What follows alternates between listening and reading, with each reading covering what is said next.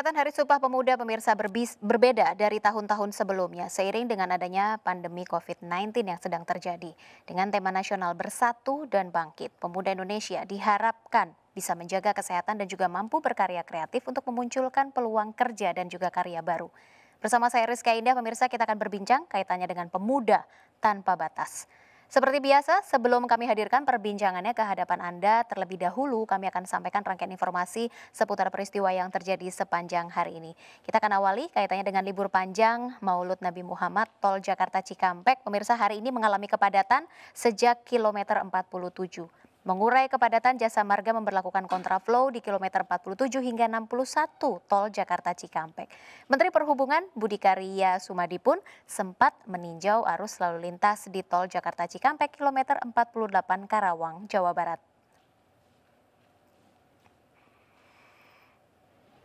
Jalan Tol Jakarta Cikampek hari ini padat.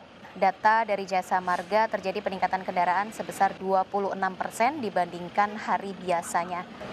Untuk mengurai kepadatan, Jasa Marga memberlakukan kontraflow di kilometer 47 hingga 61 Tol Jakarta Cikampek dan Jasa Marga pun juga menutup sementara rest area kilometer 50 arah Cikampek.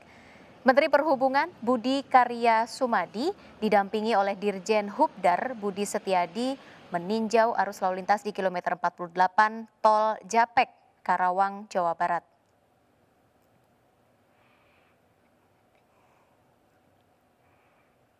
Ya, libur panjang akhir pekan ini pemirsa dimanfaatkan warga untuk berlibur. Kawasan wisata Lembang, Bandung, Jawa Barat pun diserbu wisatawan. Lalu lintas dari arah kota Bandung menuju kawasan wisata Lembang terpantau padat sejak Rabu pagi tadi. Bahkan lalu lintas pun macet mendekati sejumlah titik lokasi wisata. Kendaraan didominasi oleh mobil pribadi berplat nomor Jakarta. Dan diprediksi kawasan wisata Lembang ini akan diserbu oleh pengunjung hingga 1 November mendatang.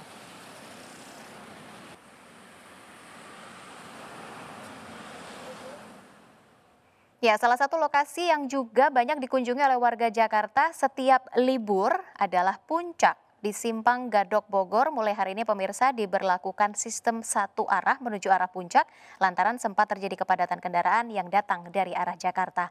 Sistem one way ini diberlakukan secara situasional melihat kondisi antrian kendaraan.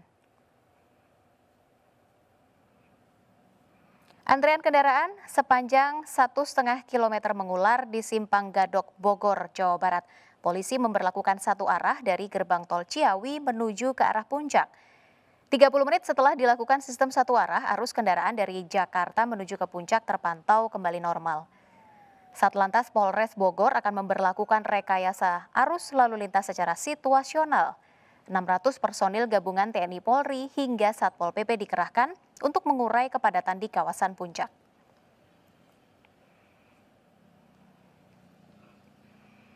Ya, selain itu pemirsa, antrian calon penumpang terjadi di Bandara Internasional Juanda, Surabaya, Jawa Timur. Protokol kesehatan di area bandara pun diterapkan secara ketat, termasuk diantaranya wajib menunjukkan surat bebas COVID-19, penggunaan masker, serta penerapan jaga jarak fisik antar penumpang. Hari pertama libur panjang, terminal keberangkatan Bandara Internasional Juanda, Surabaya, Jawa Timur dipadati oleh ratusan calon penumpang.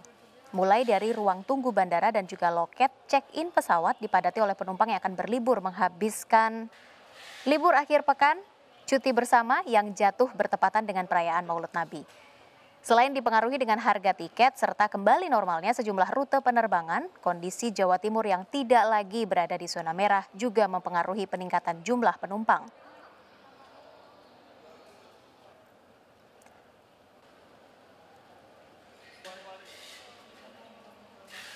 Ya, sementara itu pemirsa memasuki libur panjang akhir pekan, Badan Meteorologi, Klimatologi, dan Geofisika BMKG memperingatkan akan cuaca buruk yang terjadi di sejumlah wilayah di Indonesia. Tingginya animo warga untuk pergi berlibur perlu diikuti dengan peningkatan kewaspadaan. Selain musim libur yang terjadi di tengah pandemi, libur panjang akhir pekan ini juga berbarengan dengan cuaca buruk yang diperkirakan terjadi di sejumlah wilayah di Indonesia. Dampak dari musim penghujan sekaligus fenomena anomali cuaca La Nina. Badan Meteorologi, Klimatologi, dan Geofisika memprediksi fenomena alam La Nina berlangsung hingga bulan Maret tahun depan dengan puncaknya yang berlangsung bulan Desember hingga Februari. Masyarakat pun diminta untuk bersiaga menghadapi perubahan curah hujan yang diprediksi akan semakin meningkat, terlebih untuk wilayah Pulau Jawa, Kalimantan, hingga Sulawesi. BMKG menghimbau masyarakat untuk waspada, terlebih peningkatan curah hujan akibat fenomena La Nina berpotensi menjadi pemicu terjadinya bencana hidrometeorologis seperti banjir dan juga tanah longsor.